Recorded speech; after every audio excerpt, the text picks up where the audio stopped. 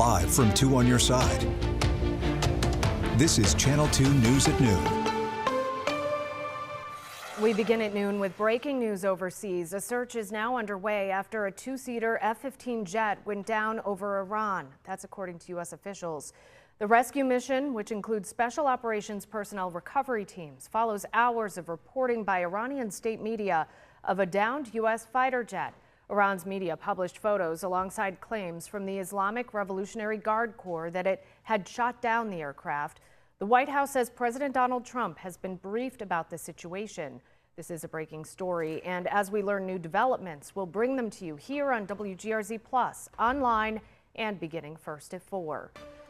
It is noon, and here's a live look at downtown Buffalo, where the clouds have rolled in. It'll be dry and mild today, so if you're heading out maybe to the Broadway Market, it should be nice outside today, but you want to enjoy it for now because more rain is heading here just in time for the weekend. A flood warning is also still underway for Tonawanda Creek at Rapids today, so let's send it right to Storm Team 2 Chief Meteorologist Patrick Hammer, tracking all of this for us from our Weather Center. Hello, Patrick. Hey there. Yeah, that warning just goes for a little while longer as waters are receding on the creek there in Rapids. A couple of roads, Burkhardt Road and Tonawanda Creek Road, were closed for a little while due to high water. All right. Check this out, man. You go outside and it's like, okay, now we're talking. This is the kind of weather we need around here. Numbers close to 70 degrees. It's 74 in Angola. How about that? 70 in Lockport, 67 in Clarence, 25 to over 30 degrees warmer than it was at this hour yesterday. Pretty nice. All right, we're about to see some clearing. We're going to be kind of in and out of clouds today, mainly on the dry side. One area that could see a couple of showers across the region are in Cattaraugus, Potter, McKean, and Allegheny counties later on today, but it should be quiet elsewhere. Although a little breezy and temperatures falling back down into the 50s as we head towards sunset. Weekend is kind of tricky. We'll have that forecast, Kelly, coming up. All right. Thank you, Patrick. In Buffalo, we've learned a 17-year-old was arraigned on felony charges yesterday morning after allegedly bringing a gun to school. The Erie County District Attorney's Office says the teen is charged with criminal possession of a weapon on school grounds and criminal possession of a firearm. Prosecutors say the incident happened Wednesday morning at School 197, the Math, Science, and Technology Prep School on East Delavan. A school security guard says they found an unloaded handgun inside the student's bag. The DA's office also says the teen was already facing separate felony charges tied to a drug and weapons case last month. He's due back in court Tuesday and is being held at the Erie County Youth Services Center. Developing today in East Aurora, police say 40-year-old Scott Rutkowski of West Seneca is charged after allegedly pulling out a gun inside Barbell Tavern on Main Street Wednesday night. Investigators say he got upset after seeing another customer leave a $1 tip, went to his car, and came back inside with that gun. Police say he then showed the weapon and pointed it at several customers. Rutkowski was later found in Springville, where deputies recovered a loaded handgun and took him into custody. He's now charged with criminal possession of a weapon, menacing, and reckless endangerment. In more developing news, 3 pets are dead and 5 people are without a home after a house fire in Dunkirk. Crews got reports of that fire on Lakeshore Drive East around 2 a.m. When they got there, the family had already evacuated. Firefighters were able to eventually get things under control, but they found 3 pets that did not survive. A firefighter also had to be treated for an illness, but eventually went back on duty. The Red Cross is helping the 5 people who lost their home. 12:04 now to the latest on the refugee found dead in Buffalo. The family of Nurul Amin Shah Alam is now seeking justice after his death was ruled a homicide by the Erie County Medical Examiner this week. Shah Alam was found dead in February, just days after being released from the Erie County Holding Center and dropped off by Border Patrol agents to a closed Tim Hortons. The medical examiner found that Shah Alam died from a perforated ulcer that the county health commissioner says was linked to stress and made worse by cold exposure and dehydration. An attorney representing Shah Alam's family says no lawsuit has been filed at this time, though he believes these new findings help in the case.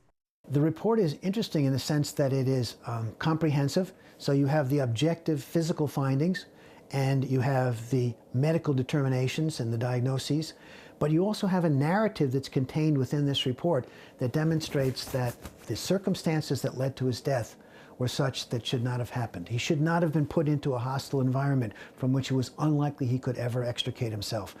A homicide ruling does not necessarily mean intent. Both the Erie County District Attorney and New York State Attorney General are investigating. 12:05, and we have a developing story. Here's video you've likely never seen and will see only on 2. People by the dozens shackled and being transported out of Western New York under federal custody and moved out of state. These people are detainees flown out of the Buffalo-Niagara International Airport on flights chartered through U.S. Immigration and Customs Enforcement, or ICE. This afternoon, questions are being raised about how this process that can move people quickly across state lines and sometimes out of reach of the people trying to help them. This afternoon, we are on your side looking into why this matters and what it means for due process. Channel 2's Nate Benson has the answers in this 2 on Your Side original investigation. A nondescript plane sits at Signature Aviation at the Buffalo-Niagara International Airport. If you drive by, you'd have no idea who's going to fly on it or where it's going. You can't buy a ticket, and you won't find a flight number on the departure board. But this flight, and flights similar to it, have been arriving and departing from the Buffalo Airport consistently, sometimes multiple times a week, for the last year. These are flights chartered by ICE, transporting detainees out of state, sometimes without their families or legal counsel knowing where they're going. I think the American public doesn't realize how much this is happening.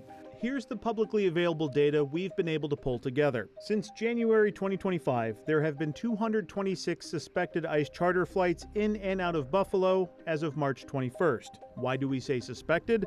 We know from flight records that these are chartered planes, and several of the companies associated with these planes have been awarded transportation contracts with ICE. The one consistent aspect of the data, every single flight leaves Buffalo and flies to a location with a larger ICE detention center. The most common out of Buffalo, Louisiana, Texas, Michigan, and Pennsylvania. Flights peaked in September 2025, with 59 coming in and out of Buffalo that month alone. Congress dramatically expanded funding for these operations last year with the One Big Beautiful Bill, providing nearly $30 billion for ICE enforcement, including transportation and removal operations. As far as detained representation, it's exploded. We've had nonstop calls, day and night. Matthew Borowski is an immigration attorney with Borowski Whitmer. I've had over 300 clients in the last roughly 6 or 7 months. And the frequency of flights has led to scenarios that speak to the very core of the Constitution, due process. I've literally sent one of our staff members or another attorney out to Batavia to go and collect a signature from a client, only to find out when we arrived there that earlier that day they were flown out to a different facility. If you've got a client who's in Batavia, are you getting any notice that they have been transferred out of here? We get no notice before the fact. Borowski says if someone is picked up by ICE in Buffalo, they'll be transported to Batavia the same day. But in recent months, he's seen a trend where they could then be moved out of Batavia within 48 hours or less in some instances. Sometimes before a detainee can contact a lawyer, or if they have contacted a lawyer, they might be transported out of state before that attorney can file a habeas corpus petition on their behalf. The Due Process Clause of the Constitution protects everyone who's in the United States, not just U.S. citizens. So before you can deport someone, you have to make sure that you follow the due process of law by giving them the opportunity for a hearing. Stephen Yale Lair is a retired law professor from Cornell, where he spent more than 40 years teaching and practicing immigration law. He also ran the asylum clinic at Cornell and wrote a 22-volume immigration law treatise, which has been cited in more than 450 federal court decisions across the country, including the Supreme Court. The only way they can try to get out from immigration detention is through this habeas corpus action filed in federal court. And he says the quick transfer of detainees out of Buffalo through these chartered flights creates a layer of confusion. If lawyers don't know their clients are being flown out or where they're going, they can't file the appropriate petitions in federal court. Everyone has a due process right, and if you send someone to a detention center for what essentially is a civil violation without giving them the right to a hearing, that violates the Constitution. We have had situations where by the time we've been hired to file a petition for somebody, they've already been moved to a different district, and we can't get jurisdiction here if they're already in a different state. There could be a few reasons why detainees are being moved so quickly. According to data published by ICE in February, their population snapshot was 745 detainees. The facility is only rated for 650 at a given time, so bed space could be an issue. Another reason, legal experts we spoke to note that detention facilities out of state fall under different federal circuits, one where court rulings have been more favorable to federal immigration enforcement. Other data published by ICE themselves paints a picture of who's actually being detained in Western New York. As of February, 83% of detainees in Batavia have no criminal record, and 80% of them have been designated as a non-threat. Professor Yale Lair notes that immigration enforcement is a civil matter, not a criminal one, meaning those detained have not necessarily committed any crime. And just as you or I would not be sent to jail for a speeding violation, so too they should not be detained for many months on end or deported quickly. And the speed at which detainees have been transported out of Buffalo, it's taking a huge toll. We have children without mothers. We've got families without breadwinners. We've got people that have been here for decades. Now, I reached out to a spokesperson for ICE locally with several questions for this story. I have not yet received a response. On your side, Nate Benson, Channel 2 News. Thank you, Nate. Coming up at noon, the Sabres playoff push hits a setback. What last night's loss means and when they could still clinch. Plus, Easter is almost here and the Broadway Market is already busy. What shoppers can expect as the holiday rush ramps up. We're back now at noon, and Sabres fans will have to wait a bit longer to celebrate the end of that 14-season playoff drought. They lost 4-1 on the road last night in Ottawa, delaying their chance to clinch a playoff spot. The Sabres actually had the early lead before giving up the game's final 4 goals, including 3 in the third.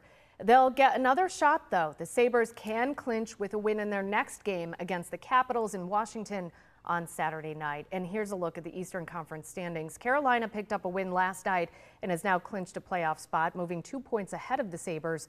Meanwhile, Tampa Bay beat Pittsburgh and is now tied with Buffalo at 100 points, but the Lightning hold the top spot in the Atlantic with a game in hand. Montreal is right behind, just 2 points back, sitting second in the division. So while the Sabres are still in strong position to make the playoffs, there's plenty on the line, especially when it comes to seeding over these next 6 games. And while the Sabres lost last night, all hope isn't lost. It's been a long time coming for Sabres fans who are on the brink of watching Buffalo make it into the playoffs for the first time in 15 years. A lot has changed since the night of April 8th, 2011, when the Sabres found themselves in a position to clinch a playoff spot at home.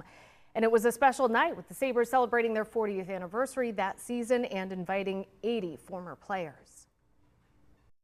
We've been watching the Sabres since I was a kid, and I can't remember having this type of feeling about this team. The nostalgia's back, that feeling of when you were a little kid and you were collecting that sticker book with all your favorite players. That feeling has been recaptured down here. So there's some vintage Pete. That night, the Sabres beat the Philadelphia Flyers 4-3 in overtime, punching their ticket to the playoffs and sending fans home happy. At the time, no one knew just how long it would be before the Sabres would make it back. Next at noon, Easter's almost here and the Broadway Market is busy. What shoppers can expect as the holiday rush picks up today.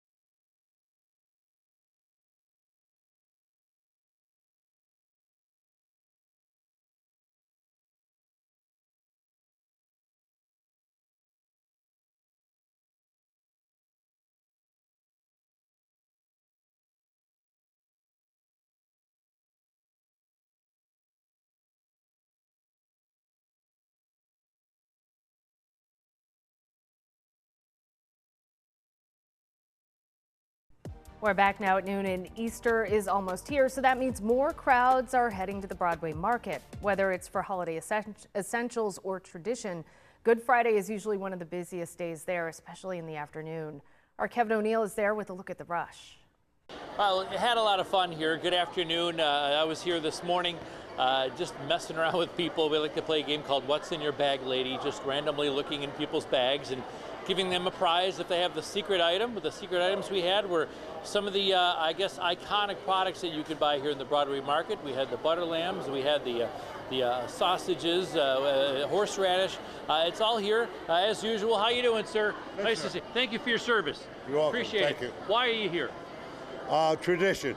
Absolutely. Absolutely. Who I remember the market when it was open. Oh.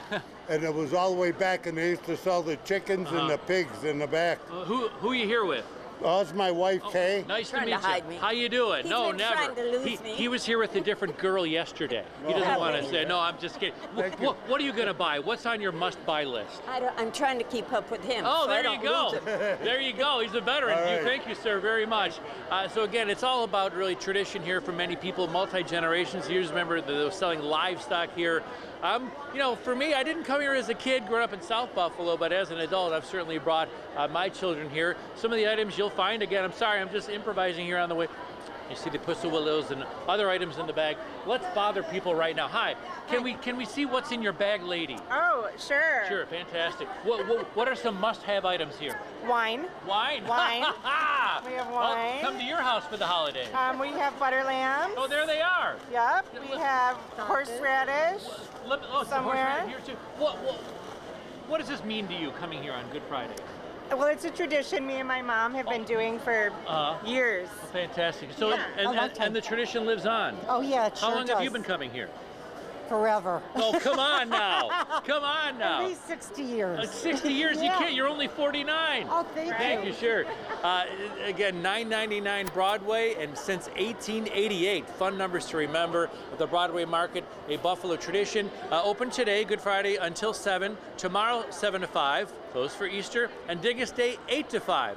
If you've never been here, the best parking is on top of the Broadway Market. There's a parking garage on top, so you don't have to drive around the neighborhood and try to find a spot. Again, they're in for the website is broadwaymarket.com for more information. On your side, from Buffalo's proud east side, I'm Kevin O'Neill, Channel 2 News.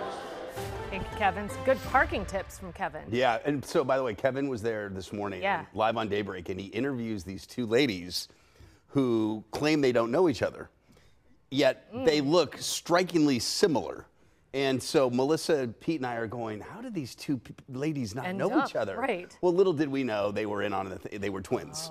Oh. But we were like, she's like, I don't know her. Well, I don't know her. Bleary-eyed in the morning, you guys are trying to Kevin figure knew, it out. but it was They tricked you. the trickery. Yeah. Anyway, nice. a lot of fun down there. Yes. For sure. All right. Kevin and I will, by the way, be on our weather show starting at noon.